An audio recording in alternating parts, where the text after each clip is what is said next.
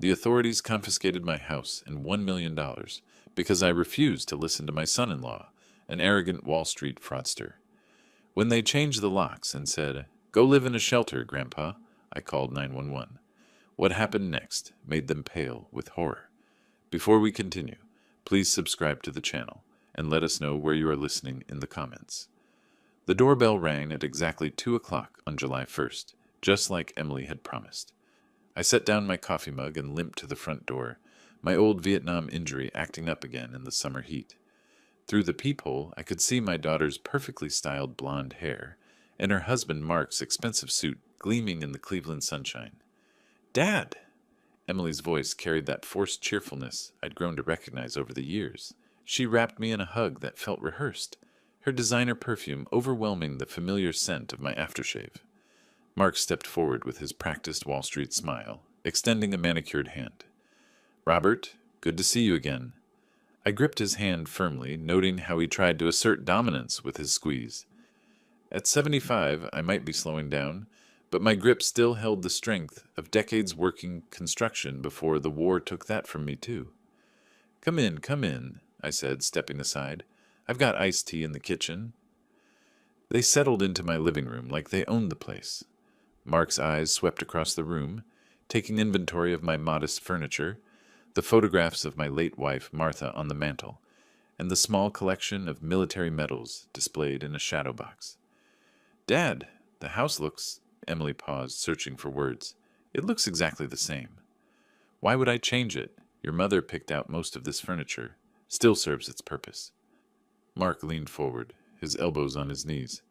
"Actually, Robert, that's part of why we're here today. We've been thinking about your future, about what's best for you." Something in his tone made me set my glass down carefully. I'd heard that tone before, in boardrooms and negotiation tables. It was the voice of someone about to deliver bad news, wrapped in concern. "My future seems just fine to me," I replied evenly. Emily shot a glance at her husband, then looked back at me with those big blue eyes that reminded me so much of her mother. "Dad, we're worried about you living here alone. You're not getting any younger, and this big house, it's a lot of responsibility." "I manage just fine." "But for how long?" Mark interjected, his voice taking on a sharper edge. "What happens when you can't climb those stairs anymore?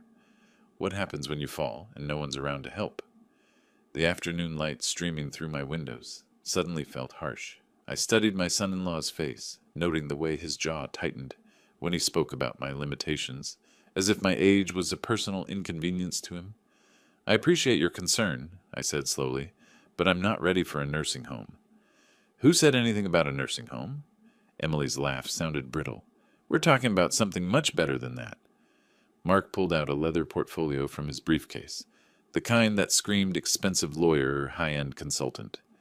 "We've found an excellent assisted living community in Florida. Beautiful weather, great activities, people your own age." "And what about my house?" "Well," Mark's smile widened, "that's where our expertise comes in. I have connections in real estate, and Emily and I could handle the sale for you. Take that burden right off your shoulders." The room fell silent except for the ticking of Martha's old grandfather clock. I looked at my daughter, searching her face for some sign of the little girl who used to help me in the garden, who used to cry when she stepped on ants because she didn't want to hurt anything. "And my money?" I asked quietly. "Your money would be safe," Mark assured me, his fingers drumming against the portfolio. "In fact, I could invest it for you, double it within a year. I have access to opportunities that most people never see." There it was, the real reason for this visit, not concern for my well-being, not love for a family patriarch, but the cold calculation of profit. I felt something twist in my chest, a combination of heartbreak and anger that I hadn't experienced since Martha's funeral. Emily reached across and took my hand. "Dad, we just want what's best for you. We want you to be comfortable and safe." I squeezed her hand gently, feeling the softness of her skin, the wedding ring that Mark had bought her, the life she'd built so far from the values I'd tried to teach her. "I need some time to think about this," I said. Mark's jaw tightened again. "Of course, take all the time you need. But don't take too long, Robert. Opportunities like this don't wait forever." After they left, I sat in my empty living room as the shadows grew longer. The grandfather clock continued its steady rhythm, marking time that suddenly felt much more precious than it had that morning. The next morning brought rain, the kind of steady drizzle that made my old bones ache. I'd barely slept, replaying yesterday's conversation over and over in my mind. By the time Emily called at 8:30, I was already dressed and sitting at my kitchen table with the morning paper. Dad, I hope I'm not calling too early. I've been up since 5, sweetheart. You know how it is. Her laugh sounded forced. Right, of course. Listen, Mark and I were talking last night, and we really think this Florida thing could be perfect for you. I did some research online, and the facility has a pool, a library, even a workshop where you could tinker with things like you used to. I stared out my kitchen window at the neighbor's garden where Mrs. Patterson was tending to her roses despite the rain. She was 82 and still lived alone, still drove herself to the grocery store every Thursday. Emily, can I ask you something? Of course, Dad. When your mother was sick, what did she tell you about taking care of family? There was a pause. She said family always comes first. That's right. She said we take care of each other, not take from each other. I don't understand what you mean, but I could hear in her voice that she understood perfectly. Your mother left me this house, Emily. She left me my independence, and she taught you better than what you're trying to do here. Dad, you're being dramatic. We're trying to help you. No, you're trying to help yourselves. The line went quiet, except for the sound of her breathing. When she spoke again, her voice was smaller, more like the daughter I remembered. Mark says the investment is guaranteed. He says we could all benefit from it. And what do you say, Emily? What does my daughter say, not Mark's wife? I don't know anymore, Dad. Things are complicated. Money is tight, and Mark has these opportunities. Money's always tight, sweetheart. That's not new. What's new is thinking you can solve it by stealing from your father.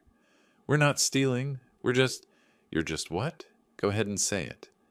She started crying then, soft sobs that carried me back to when she was 7 years old and had broken Martha's favorite vase. The same helpless sound, the same shame.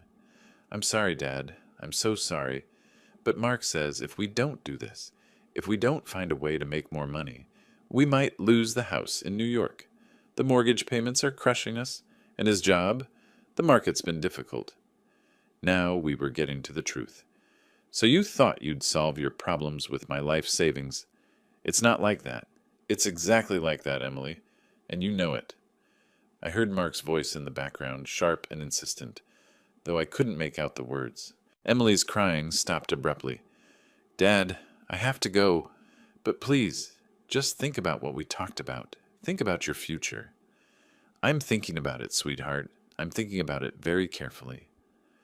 After she hung up, I sat in the silence of my kitchen, listening to the rain against the windows. Martha's photograph on the refrigerator seemed to be watching me, her kind eyes holding the same disappointment I felt in my chest. I picked up the phone and dialed a number I'd memorized years ago but never thought I'd need to use. Reed Investigations, Jack speaking. Jack, it's Robert Thompson. We met at the VFW last year. Robert, of course. How are you holding up? I need your help with something involving my family. Family's always the hardest cases, Robert. You sure about this? I looked around my kitchen at the home Martha and I had built together, at the life I'd carved out of 50 years of honest work and careful saving. I'm sure, Jack. I think my daughter and her husband are planning to rob me blind, and I need to know exactly what they're up to before they do it. I'll be over this afternoon. Thank you, Jack. Don't thank me yet, Robert. In cases like this, you might not like what I find. But as I hung up the phone, I realized I already knew what he would find. The question wasn't whether Emily and Mark were planning to cheat me. It was how far they were willing to go to do it. Jack Reed arrived at 3 o'clock sharp, carrying a worn leather briefcase and the bearing of a man who'd seen too much in his 20 years as a Cleveland police detective. Now in his 50s, with gray threading through his dark hair, he had the careful eyes of someone who'd learned to trust nobody and verify everything. Coffee? I offered as he settled into my living room chair. Black, if you've got it. I poured 2 cups and sat across from him, noting how he'd positioned himself to see both the front door and the back hallway. Old habits. Tell me what's going on, Robert. I laid out yesterday's visit, Emily's phone call this morning, and the growing certainty in my gut that something was very wrong. Jack listened without interrupting, occasionally jotting notes in a small notebook. "The Florida facilities," he said when I finished. "They give you a name?" "Sunset Gardens. Mark said it was in Tampa." Jack made another note. "And the investment opportunity? He mentioned any specifics?" "Just that he could double my money in a year through his connections." "Uh-huh." Jack's expression remained neutral, but I caught the slight tightening around his eyes.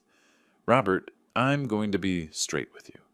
What you're describing sounds like a classic setup. The assisted living story gets you out of the picture, the power of attorney gives them control of your assets, and the investment scheme makes the money disappear legally. But Emily's my daughter. She might not even know she's part of a con, Robert. Some of these guys are good at making their wives think they're legitimate businessmen." Jack opened his briefcase and pulled out a contract. "I'm going to need you to sign this, and I'm going to need a retainer. $500 to start, and I bill at $50 an hour plus expenses." I signed without hesitation and wrote him a check. "How long will this take?" "Give me a week. I'll run background checks on Mark, verify his employment, check into this Florida place. I'll also set up some discreet surveillance to see what they're really up to." Surveillance? Sometimes people reveal their true intentions when they think nobody's watching. That evening I called Emily back. My hands trembled slightly as I dialed, not from age, but from the weight of what I was about to do. "Dad, I was hoping you'd call. Mark and I have been talking, and we really think—" "I've made a decision, Emily." "You have?" Her voice brightened immediately. "I want to see the paperwork, all of it.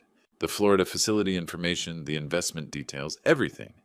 "Of course. Mark will be so pleased. He's already started preparing the documents you'll need to sign." "Documents I'll need to sign. Not information for me to review, but papers for me to execute." The distinction wasn't lost on me. "When can you bring them over?" "How about this weekend? Saturday afternoon? Mark wants to go over everything carefully with you. Make sure you understand all the benefits." "Saturday sounds fine." "Oh, Dad, this is wonderful.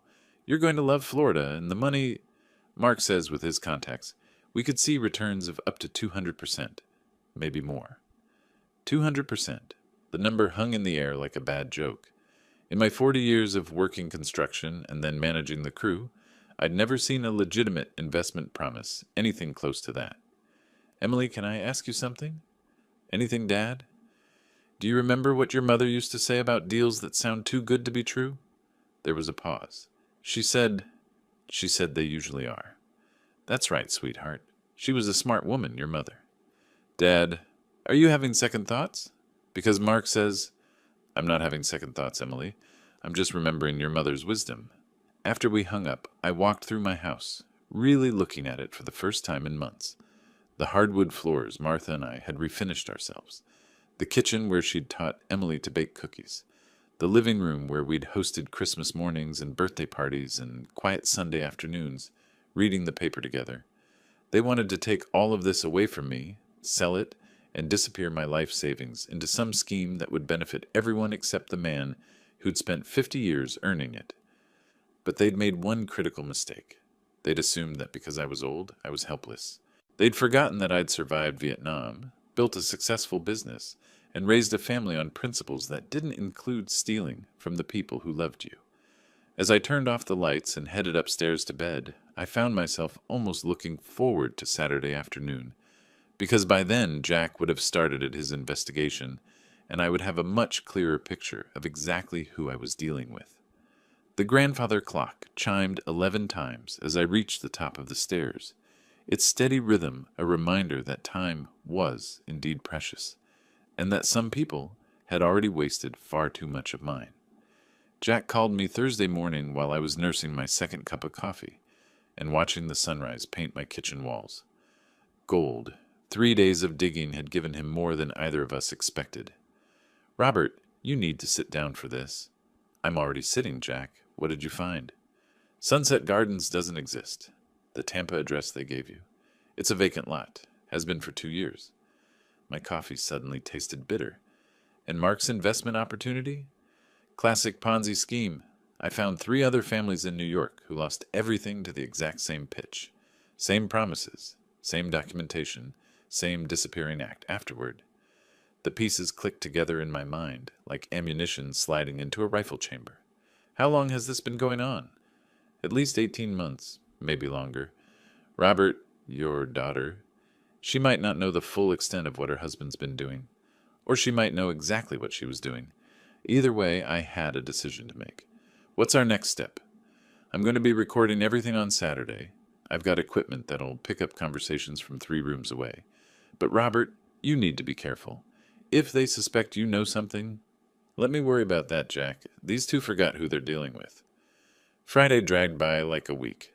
I cleaned my house twice, organized my papers 3 times, and called Martha's grave like I did every Friday, telling her about our daughter's betrayal.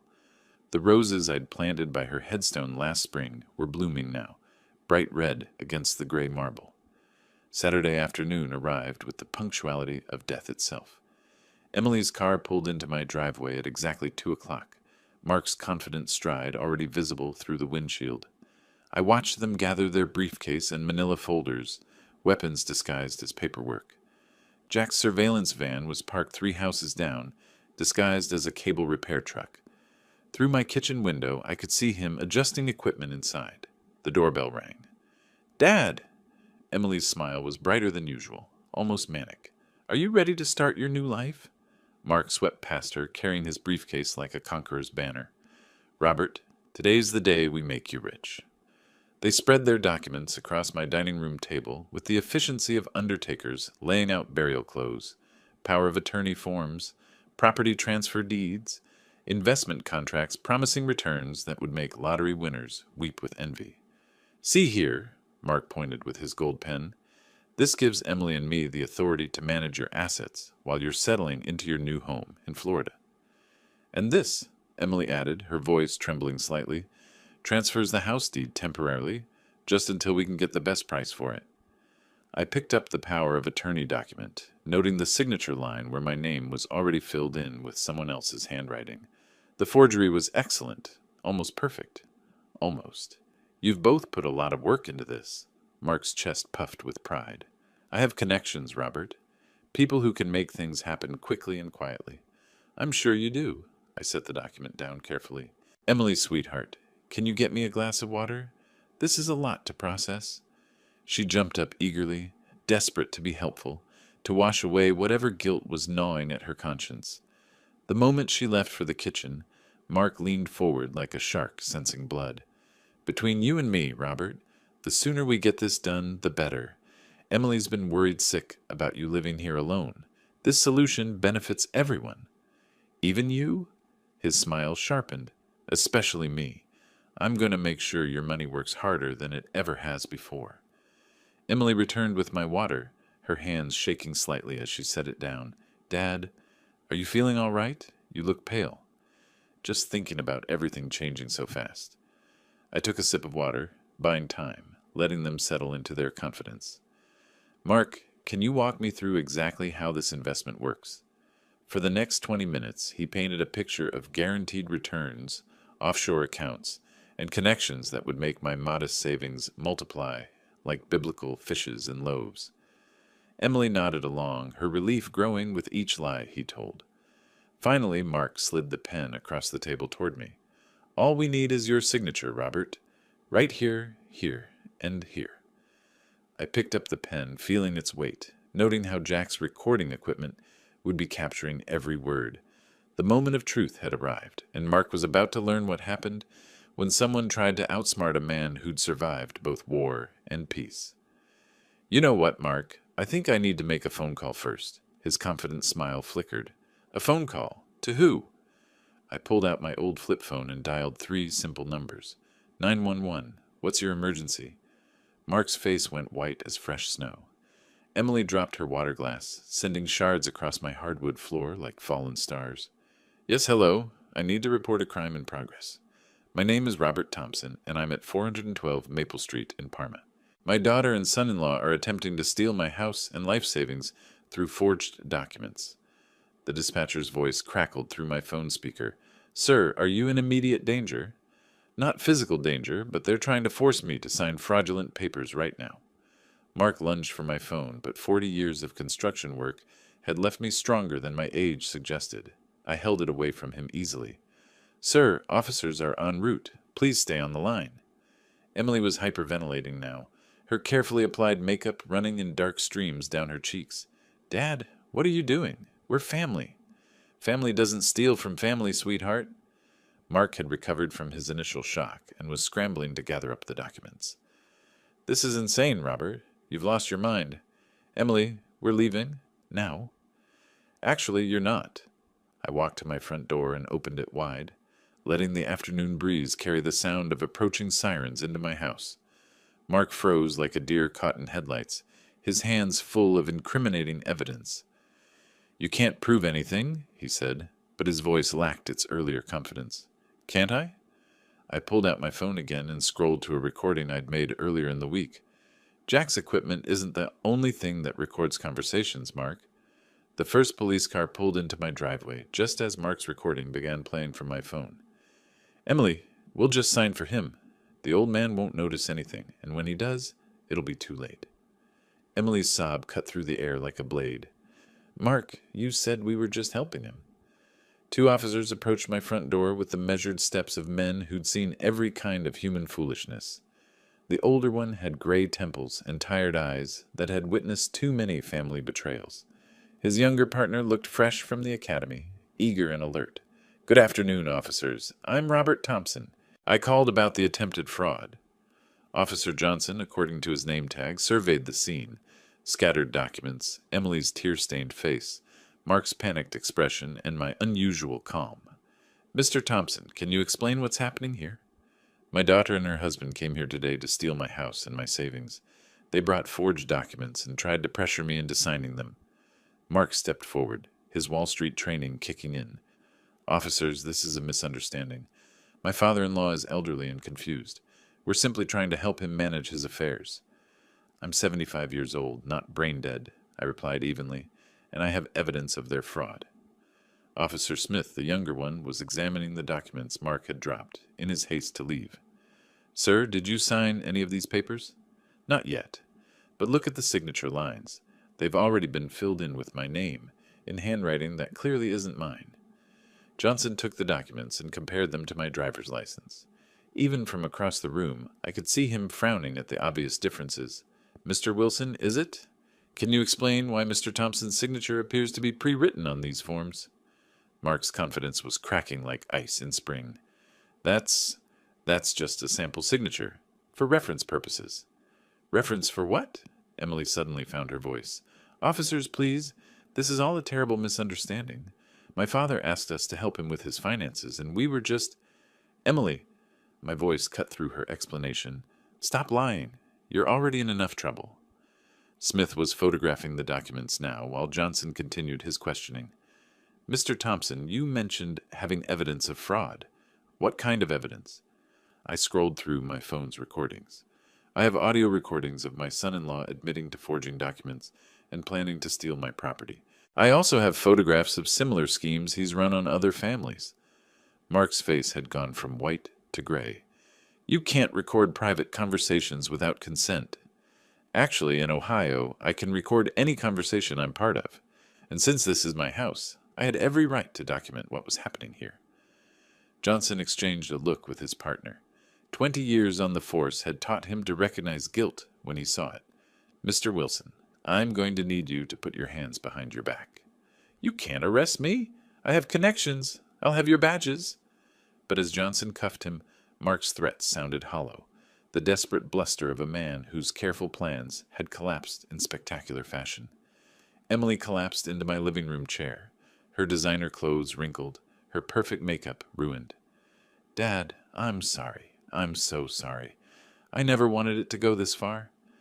I looked at my daughter, this stranger who shared my blood, and felt something break inside my chest that would never heal completely. Some things, Emily, can't be undone with apologies. Officer Smith was reading Mark his Miranda rights when Jack's surveillance van pulled up, right on schedule. Through my window, I watched him emerge with professional recording equipment and a satisfied expression that told me everything had been captured. You have the right to remain silent. Anything you say can and will be used against you in a court of law. Mark's struggles against the handcuffs were pathetic, like a fish flopping on dry land. "This is harassment. I demand to speak to my lawyer immediately." "You'll get your phone call at the station," Johnson replied calmly. He'd clearly dealt with Mark's type before, wealthy men who believed money could buy them out of any consequence. Emily sat frozen in my chair, watching her husband being arrested with the hollow expression of someone whose world had just imploded. When Smith approached her with his notebook, she flinched like he was carrying a weapon. "Ma'am, I need to ask you some questions about your involvement in this scheme." I didn't know it was illegal. Mark said we were helping Dad manage his money better." The lie hung in the air like smoke.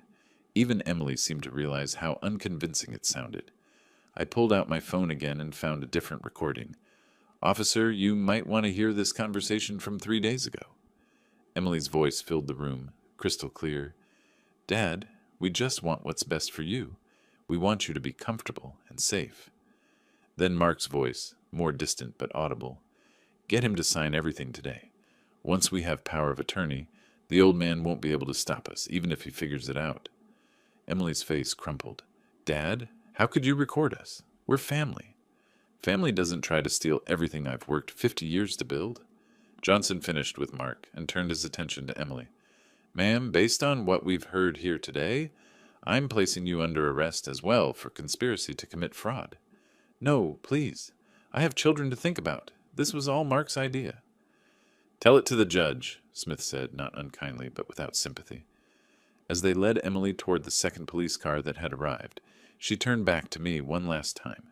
"Dad, please don't let them take me away from my kids." "You should have thought about your children before you tried to rob their grandfather." The words came out harder than I'd intended, but watching her face crumble didn't bring me the satisfaction I'd expected. This was my daughter, the little girl who used to help me build birdhouses in the garage, who used to fall asleep on my lap while I read her stories. Mark was loaded into the first police car, still shouting about his connections and his lawyers. Through the window, I could see him trying to use his one phone call, probably hoping someone on Wall Street would magically make this all disappear. Emily went more quietly, her shoulders shaking with sobs that reminded me too much of her mother's tears when Martha had learned her cancer was terminal. Jack approached my front door as the police cars pulled away, carrying what remained of my family toward whatever justice awaited them. "Robert, you did the right thing." "Did I?" I looked at the scattered documents on my dining room table, the evidence of their betrayal mixed with the wreckage of our relationship. I just destroyed my only child's life. She destroyed her own life the moment she decided to steal from you. You just refused to be a victim. The neighbor's dog was barking at all the commotion, and Mrs. Patterson from next door was standing on her porch, watching the drama unfold with the fascination of someone whose life had been considerably more boring until today. What happens now? Now the legal system takes over. With the evidence we have, they'll likely plead guilty to avoid trial. Mark will probably get serious prison time, especially if they find other victims. Emily? Jack shrugged. First offense, cooperating witness, kids involved. She might get probation. I sat down at my dining room table, suddenly feeling every one of my 75 years. The house was quiet again, but it was a different kind of quiet than before, the silence of abandonment rather than peace. You know what the worst part is, Jack? What's that? I still love her. After everything she tried to do to me, she's still my little girl, and I still love her. Jack gathered up the scattered documents, evidence now in a criminal case. Love doesn't mean you have to let people destroy you, Robert. Sometimes loving someone means setting boundaries they don't want to accept. Through my kitchen window, I could see Martha's rose garden blooming in the afternoon sun. Tomorrow I would visit her grave and tell her how our daughter had chosen greed over family, how the girl we'd raised with such hope and pride had tried to steal the life we'd built together. But today I had survived. Today the old soldier had won his last battle, even though victory tasted more like ash than triumph. The phone rang, probably a reporter. News of wealthy people getting arrested always traveled fast in small towns. I let it ring, listening to the sound echo through my empty house, where family photographs still smiled down from the walls, frozen in happier times when love seemed stronger than money. The Cleveland police station looked different in daylight, less dramatic than yesterday's chaos, more bureaucratic. Detective Thomas White had the weathered face of a man who'd spent 20 years listening to people lie about money, family, and trust. His handshake was firm, his eyes sharp behind wire-rimmed glasses. "Mr. Thompson, thank you for coming in. I know yesterday was difficult." We settled into interview room 3, a sterile space with fluorescent lights that made everyone look guilty. I'd brought my folder of documents, organized the way Martha used to arrange her recipe cards, everything in its proper place. "I want to make sure we have the complete timeline," Detective White said, opening his notebook. "When did you first suspect your daughter and son-in-law were planning to defraud you?" "July 1st, the moment they walked into my house with their Florida fairy tale." He wrote notes in careful script. "But you didn't contact police immediately." "No, I contacted someone better." The interview room door opened, and Jack Reed entered carrying a briefcase that looked like it weighed 40 pounds. He set it down with the deliberate care of a man handling evidence that could put people behind bars for decades. "Detective White, I'm Jack Reed, private investigator. Mr. Thompson hired me 4 days ago to document this fraud." White's eyebrows rose slightly. "4 days ago? You've been investigating since July 2nd? "I started background checks immediately. Mark Wilson isn't just a failed Wall Street broker. He's a professional con artist. What happened to Mr. Thompson yesterday was the culmination of an 18-month pattern of elder financial abuse." Jack opened his briefcase like a surgeon unveiling instruments. Bank statements, surveillance photographs, typed interview transcripts. The evidence of Mark's greed spread across the table like a cancer diagnosis. "We documented everything," Jack continued. "Mark's meeting with Richard Stone, the notary who falsified documents for a $10,000 bribe. The offshore accounts where he's been hiding stolen money. The 3 other families in New York who lost their life savings to identical schemes." Detective White studied a surveillance photograph showing Mark shaking hands with a thin man outside a Cleveland notary office. "You have this Richard Stone on tape taking bribes?" "Audio and video, plus his signed confession as of this morning. He's cooperating fully to avoid federal charges." My throat felt dry. "How much money are we talking about, Jack?" "Across all his victims? Nearly $4 million. Your case was supposed to be his retirement score." The number hung in the air like smoke from a house fire. $4 million stolen from elderly people who'd worked their entire lives to build modest security. People like me who'd survived wars and recessions and trusted their children to love them more than money. "Mr. Thompson," Detective White said, "I need you to walk me through yesterday's events one more time. Every detail matters for the prosecution." For the next hour, I recounted Mark's arrogance, Emily's guilt, the moment I dialed 911 with their forged documents, spread across my dining room table like a dealer's marked cards. Jack supplemented my testimony with photographs, recordings, financial analyses that painted Mark as a predator who turned family love into a weapon. "Your daughter," Detective White said carefully, "she's been cooperating with our investigation." "Cooperating how?" "She's provided details about Mark's other schemes, his contacts, his methods. She claims she didn't understand the full scope of his criminal activities." Through the interview room's small window, I could see Cleveland's skyline, the city where I'd built my life with Martha, raised Emily, believed that family meant something sacred. Now that same city was where my daughter was betraying her husband to save herself from prison. Will she testify against him? Most likely. Her cooperation could significantly reduce her own sentence. Jack closed his briefcase with the satisfied snap of a job completed. "Detective, with the evidence we've compiled, Mark Wilson is looking at serious federal time, document forgery, wire fraud, elder abuse across state lines. We're talking 7 to 10 years minimum." Detective White gathered his notes. "Mr. Thompson, we'll need you available for testimony when this goes to trial. Based on the evidence, I expect Mark will try to plead guilty to avoid a longer sentence." "When will that be?" "Probably within the month. Federal prosecutors move quickly on cases this solid." I stood up slowly, feeling every one of my 75 years. Yesterday I'd been a victim. Today I was a witness. Tomorrow I'd be a man whose family had been destroyed by greed, but whose dignity remained intact. "Detective, can I ask you something?" Of course. In your experience, do families ever recover from something like this? He looked at me with the sad wisdom of someone who'd seen money destroy more relationships than alcohol, drugs, or adultery combined. Mr. Thompson, some bridges once burned can't be rebuilt, but sometimes that's not necessarily a bad thing. 2 weeks crawled by like wounded animals. The house felt different now, not violated exactly, but changed in ways I couldn't name. Every room held echoes of Saturday's confrontation. Every corner whispered reminders that the daughter I'd raised had tried to steal everything I'd worked to build. The phone rang constantly, reporters wanting quotes about family betrayal, lawyers explaining legal procedures, bank officials apologizing for nearly allowing the fraud to succeed. I answered some calls, ignored others, and learned to let the machine sort truth from noise. Jack called Tuesday morning with news that made my coffee taste like victory. Robert, they raided Mark's office in New York yesterday. FBI Financial Crimes Unit, boxes of evidence, computer servers, the whole production. Turns out your case was just the tip of an iceberg that could sink the Titanic. What did they find? 4 additional victims, all elderly, all swindled using variations of the same Florida retirement scam. One couple in Buffalo lost their entire pension, $600,000.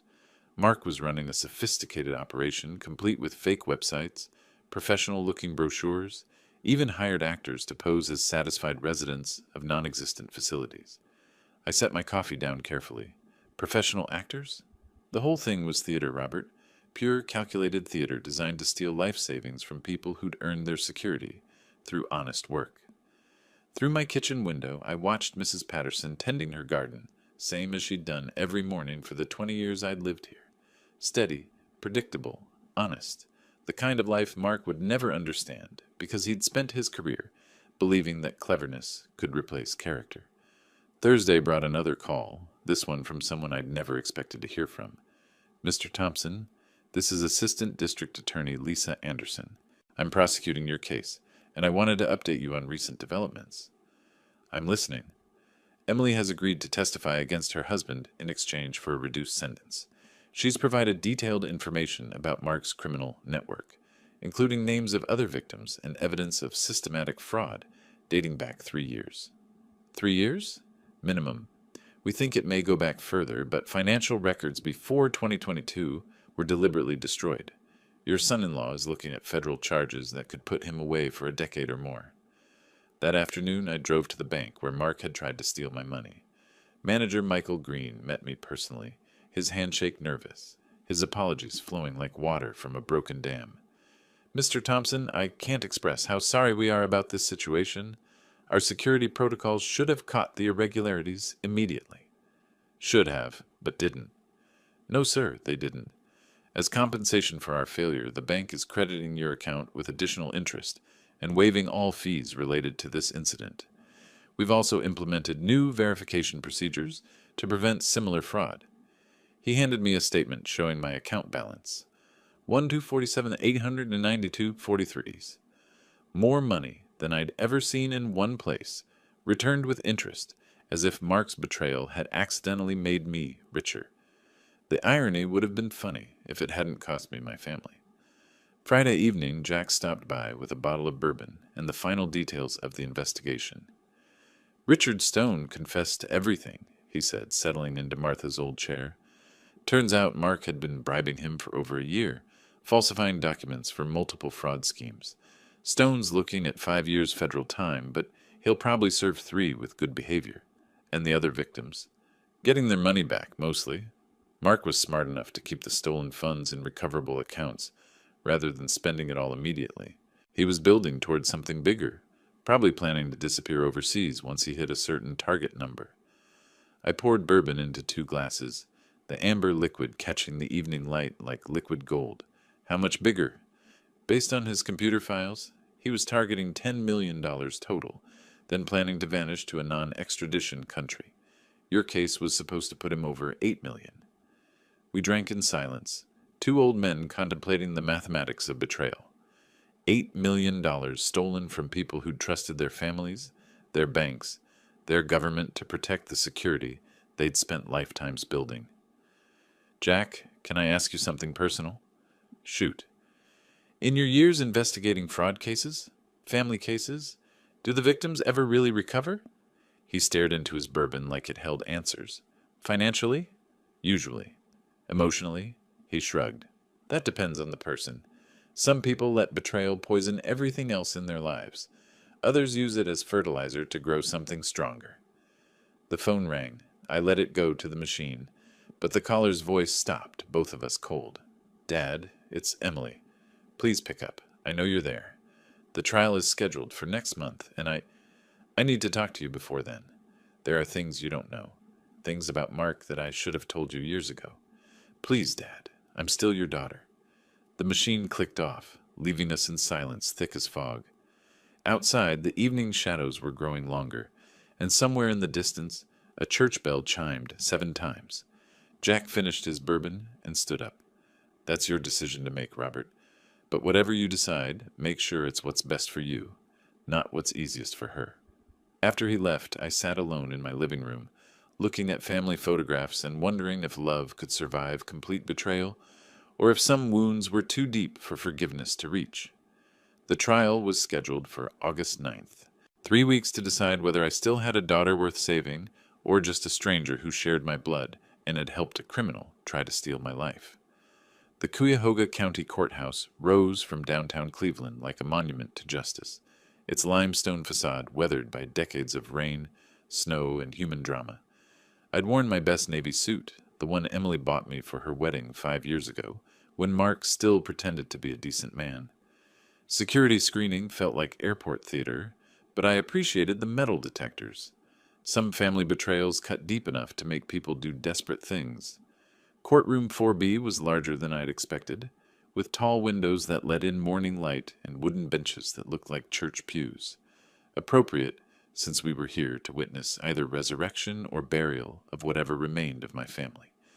Judge Margaret Cole entered with the authority of someone who'd spent 20 years sorting truth from lies. Her gray hair was pulled back severely, her black robes crisp as fresh newspaper. She surveyed the courtroom with eyes that had seen every variety of human foolishness. The state of Ohio versus Mark Wilson and Emily Wilson, she announced.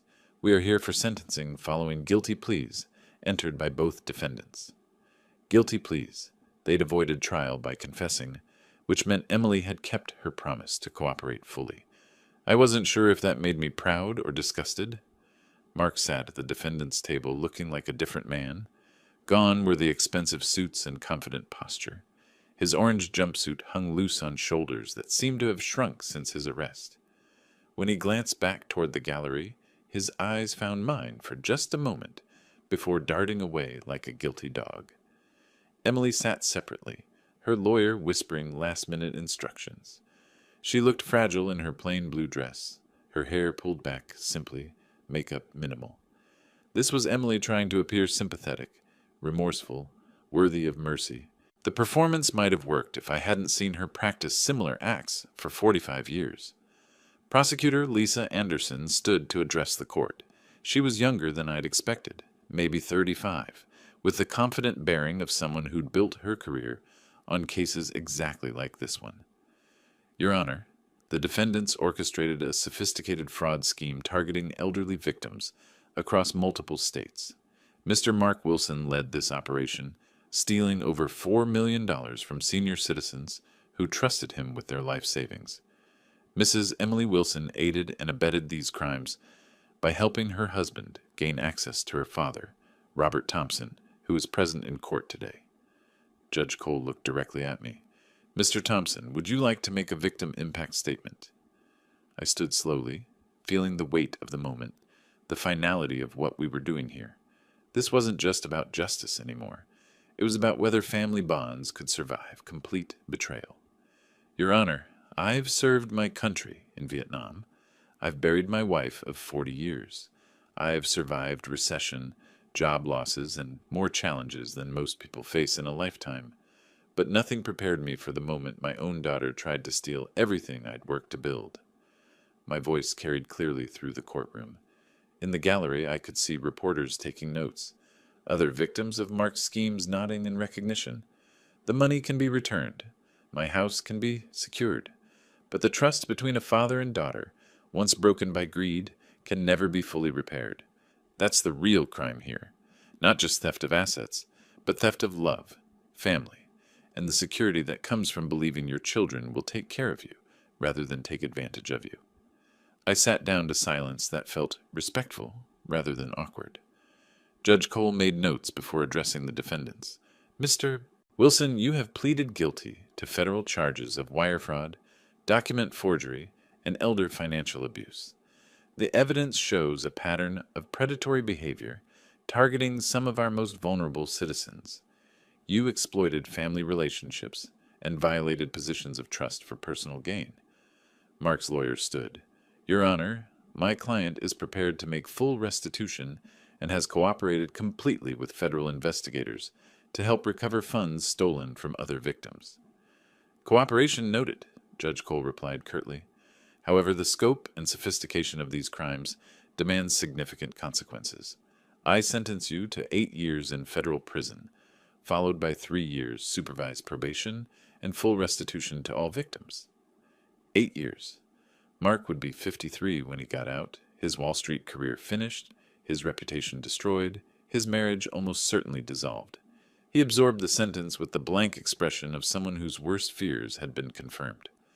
Mrs. Wilson, Judge Cole continued, your cooperation with authorities and your status as a first-time offender weigh in your favor. However, you participated in the financial abuse of your own father, which represents a particularly egregious violation of family trust. Emily started crying before the judge finished speaking. Real tears this time, not performance tears, the kind that came from understanding that consequences were inescapable. I sentence you to 2 years probation, 1,000 hours of community service specifically working with elderly victims of financial crimes, and a requirement to pay restitution of $50,000 to a fund supporting elder abuse prevention programs. No jail time for Emily. Part of me felt relieved. Part of me felt cheated. Court adjourned with the mechanical efficiency of justice served. Mark was led away in handcuffs, his shoulders shaking with what might have been sobs or might have been rage. Emily approached me as the courtroom emptied, her face streaked with tears that looked genuine. Dad, I'm sorry.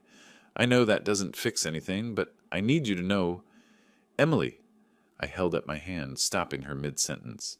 You made your choices. I made mine. We both have to live with the consequences. Does that mean you'll never forgive me?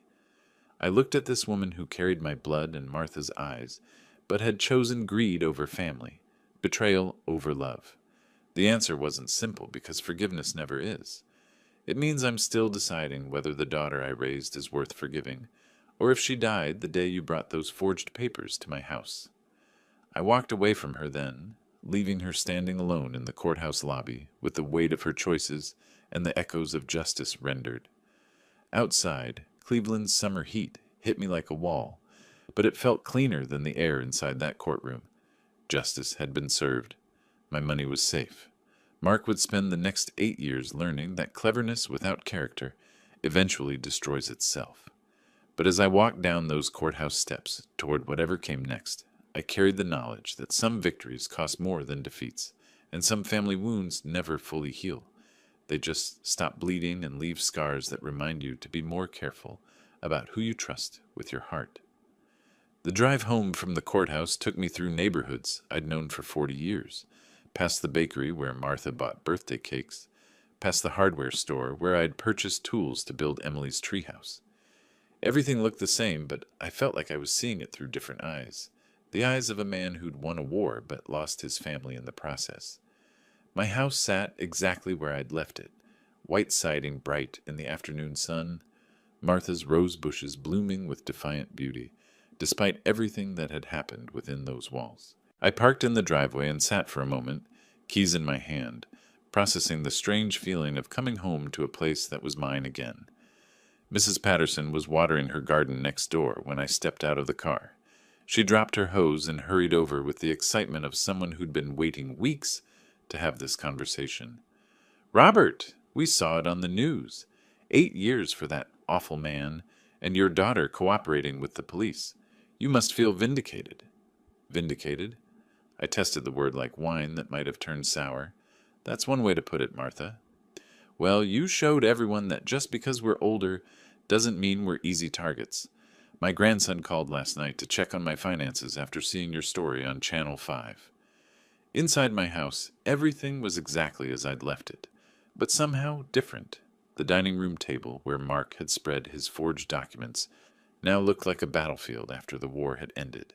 The living room chair where Emily had cried still held the ghost of her tears. I walked through each room methodically, reclaiming territory that had never actually been taken, but had felt violated nonetheless. In my bedroom, I opened the safe where I kept important papers and found them untouched. Mark had been confident enough in his forgeries that he hadn't even bothered to search for the real documents. The phone rang at 4 o'clock. Michael Green from the bank, his voice carrying professional relief mixed with institutional embarrassment. Mr. Thompson, I have excellent news. Your account has been fully restored to $1,347,000, which includes compensation for the inconvenience and additional interest accrued during the investigation. More money than I'd ever seen in one place. Enough to live comfortably for the rest of my life, travel anywhere I wanted, buy anything that caught my fancy. But sitting alone in my living room, surrounded by family photographs that now felt like evidence from a crime scene, I realized that money, without people to share it with, was just numbers on a bank statement. Mr. Green, I appreciate everything the bank has done to make this right. Is there anything else we can do for you, sir? Perhaps we could arrange for enhanced security measures or a financial advisor to help you manage. I'll let you know if I need anything. After I hung up, the house settled into its familiar evening quiet. I made myself a simple dinner, washed the dishes, and sat in my chair reading the newspaper. Normal activities in a house that felt anything but normal. The front doorbell rang at 7:30. Through the peephole, I could see Frank Conover from the VFW Post, holding a casserole dish and wearing the expression of a man on a mission. Frank, what brings you by? Heard about the trial on the Veterans Network. Figured you might need some company and a decent meal. He set the casserole on my kitchen counter with military precision. Tuna noodle casserole, my late wife's recipe. And before you say you're fine, remember that we've all been through battles where victory doesn't feel much like celebration. We ate at my kitchen table, two old soldiers who understood that sometimes the hardest part of war comes after the shooting stops. You did right, Robert. Family or not, you can't let people steal your dignity along with your money. Doesn't make it hurt less. No, it doesn't. But it makes it honorable hurt instead of stupid hurt. After Frank left, I sat alone with my thoughts and the weight of $1.3 million that suddenly felt less like wealth and more like responsibility. Outside my kitchen window, the evening shadows were growing longer, and somewhere in the distance, a church bell chimed 9 times. I picked up my phone and dialed information. Directory assistance. What city? Cleveland.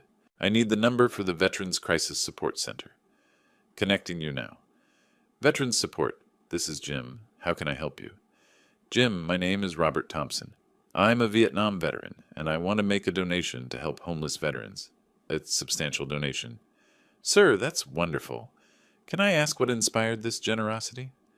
I looked around my reclaimed house, at the photographs of a family that no longer existed, at the victory that felt more like survival than triumph. Let's just say I learned the difference between having a house and having a home, and I want to help other veterans avoid sleeping on the street. The Veterans Support Center occupied a converted warehouse on the east side of Cleveland, its brick facade weathered but welcoming. I'd driven past it dozens of times over the years without really seeing it, the way you ignore things until they become personally relevant. Jim McAllister met me at the front door, a man in his 50s with the bearing of someone who'd served overseas, and the compassion of someone who understood that battles don't always end when you come home. Mr. Thompson, thank you for coming. When you mentioned a substantial donation last night, I have to admit I was curious about the amount. $300,000? He stopped walking and stared at me like I'd just announced I was donating a spaceship. 300, sir, that's enough to house and feed veterans for an entire year. That's enough to change lives. That's the idea. He led me through the facility, past dormitory-style rooms where men and women who'd served their country now struggled to find basic shelter. In the common room, a Vietnam veteran about my age was teaching a younger man how to fill out job applications. Mark, my former son-in-law, threatened to put me in a place like this if I didn't cooperate with his scheme. Seemed appropriate to turn his threat into something positive. We completed the paperwork in Jim's modest office, surrounded by thank you letters from veterans who'd gotten back on their feet with the center's help. As I signed the donation check, I felt something I hadn't experienced since Martha's death, the satisfaction of making someone else's life better. Mr. Thompson, this donation will help us expand into transitional housing. Veterans won't just have emergency shelter, they'll have time and support to rebuild their lives. Driving home, I realized the house wasn't quite as empty as it had felt yesterday, but it was still too quiet, too full of echoes from conversations that would never happen again. The Cuyahoga County Animal Shelter sat on the outskirts of town, a low building surrounded by chain-link fencing and the sound of dogs hoping for second chances. I hadn't planned to stop there, but something about the sign advertising senior dog adoptions caught my attention. "Looking for anything specific?" the volunteer asked when I approached the front desk. "Something that needs a home as much as I need company." She led me to the senior dog section, where animals past their prime waited with patient dignity for families willing to love them despite their gray muzzles and slower movements. "This is Buddy," she said, stopping at a kennel containing a golden retriever mix with cloudy eyes and a gentle expression. "He's 8 years old, house-trained, great with people. His previous owner passed away and the family couldn't keep him." Buddy looked up at me with the wisdom of an animal who'd learned that life sometimes hands you unexpected changes, but that doesn't mean you stop hoping for kindness. "Can I walk him?" 15 minutes later, Buddy and I were sitting in my car, both of us processing the reality of sudden partnership. He settled into the passenger seat with the contentment of someone who'd found what he was looking for. At home, Buddy explored the house with polite curiosity while I set up food and water bowls in the kitchen. Having another living presence in the house changed the acoustics somehow. Footsteps and breathing and the occasional jingle of dog tags creating a soundtrack of companionship.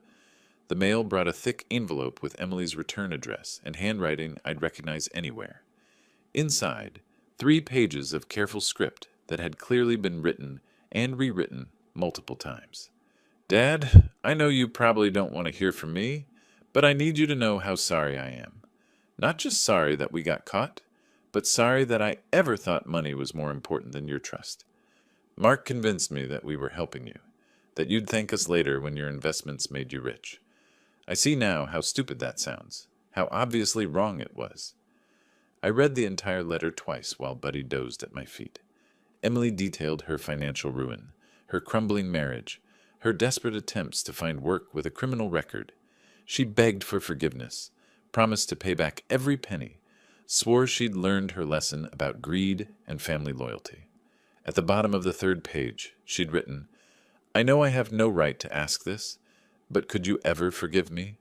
Not for my sake, but because I can't bear the thought of you dying alone and angry." I folded the letter carefully and placed it in the drawer, with other documents I might need someday but didn't want to look at regularly. Then I reached down to scratch Buddy's ears, feeling the simple pleasure of unconditional companionship. "What do you think, boy?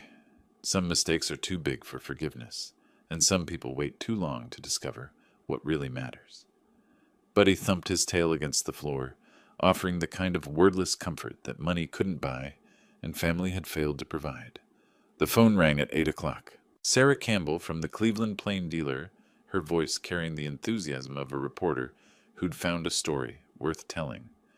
"Mr. Thompson, I hope you don't mind me calling. We'd like to do a feature story about your case, not just the legal aspects, but what it says about family, trust, and fighting back against elder abuse." I looked at Buddy, who was watching me with patient intelligence, and realized that maybe my story was bigger than just personal betrayal and legal victory. "Miss Campbell, when would you like to talk?" The newspaper photographer adjusted his camera settings while I sat in my living room chair, Buddy positioned loyally at my feet. Sarah Campbell reviewed her notes one final time, her questions designed to capture not just the facts of my case, but its broader meaning. Mr. Thompson, when you first suspected your daughter and son-in-law were trying to defraud you, what went through your mind? Disbelief, then disappointment, then determination. I'd spent my life teaching Emily about integrity, about family loyalty. When she chose greed over those values, I realized I had to choose between being a victim or being a fighter. Sarah's pen moved quickly across her notepad.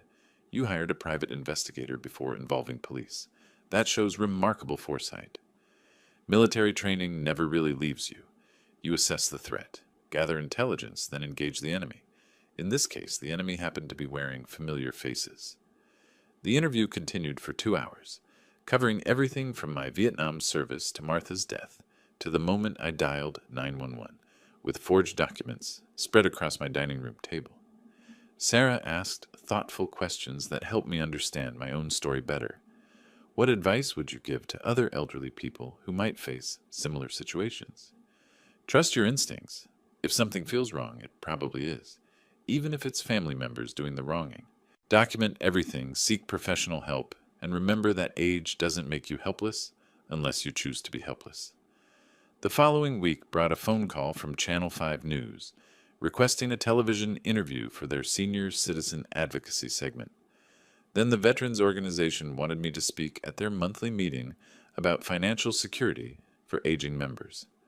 Standing at the podium in the VFW hall, looking out at faces weathered by military service and civilian struggles, I felt the weight of representing more than just my own experience. Brothers and sisters, we've all faced enemies overseas. Now we face different enemies at home, people who see our age as weakness, our trust as opportunity, our accumulated wealth as their personal jackpot. But we didn't survive war zones and build lives just to hand everything over to con artists wearing family faces. The applause was enthusiastic, but more important were the conversations afterward. 3 veterans approached me privately to share their own stories of financial manipulation by adult children, caretakers, and supposed investment advisors. "Robert," said Bill McCarthy, a Korean War veteran, "my nephew tried to talk me into signing over my house last month. After hearing your story, I told him to take a long walk off a short pier." Driving home from the VFW meeting, I realized that my personal battle had become something larger, a warning signal for other vulnerable people, a reminder that self-defense doesn't end when you turn 75. The Cleveland Plain Dealer feature ran on Sunday morning, complete with photographs of me and Buddy and a sidebar about recognizing elder financial abuse. By Monday afternoon, I'd received 17 phone calls from people sharing their own stories, asking for advice, thanking me for speaking publicly about family betrayal. Tuesday brought an unexpected call from a producer at a national news program, interested in featuring my case as part of a series on elder abuse. Wednesday, a law enforcement organization requested permission to use my case as a training example for police officers. "Buddy," I said, scratching behind his ears as we sat on the front porch, watching evening settle over our neighborhood, "seems like our little family drama has become a public service announcement." The attention was flattering but overwhelming. I wasn't comfortable being famous for surviving my daughter's greed, but I understood that publicity might help other people recognize similar threats in their own lives. Emily called Thursday evening, her voice small and distant through the phone line. "Dad, I saw the newspaper article. I'm glad you're helping other people, but seeing our family's private business spread across the front page..." "Emily, our family business became public the moment you and Mark decided to commit fraud. I didn't choose this attention, but I'm not going to waste it. Are you ever going to forgive me?" I looked at Buddy, who was watching me with the patience of an animal who understood that some questions don't have simple answers. "Forgiveness isn't something you give once and forget about, sweetheart. It's something you work toward over time, if both people are willing to do the work. Right now, I'm focused on healing from what you did to me, not on making you feel better about doing it." The silence stretched between us like a bridge neither of us knew how to cross. "I understand," she whispered. "I hope someday..." "Someday is a long time away, Emily. Maybe focus on today and making better choices going forward." After she hung up, I sat on my porch with Buddy until the stars came out over Cleveland. Somewhere across town, my daughter was living with the consequences of choosing money over family. Somewhere in federal prison, Mark was learning that cleverness without character eventually destroys itself. And here, in this house that was finally, truly mine again, an old soldier was discovering that sometimes the best victory is not the one that gives you everything you wanted, but the one that teaches you what really matters. The phone stopped ringing quite so often. The interview requests became less frequent, but the impact continued in ways I couldn't see. Other elderly people recognizing con artists, other families learning to have difficult conversations about money and trust, other victims finding the courage to fight back instead of surrendering.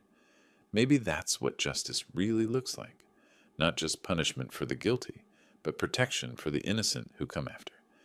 If you like this story, please like this video, subscribe to the channel, and share your impressions of this story in the comments. To listen to the next story, click on the box on the left. Thank you for watching.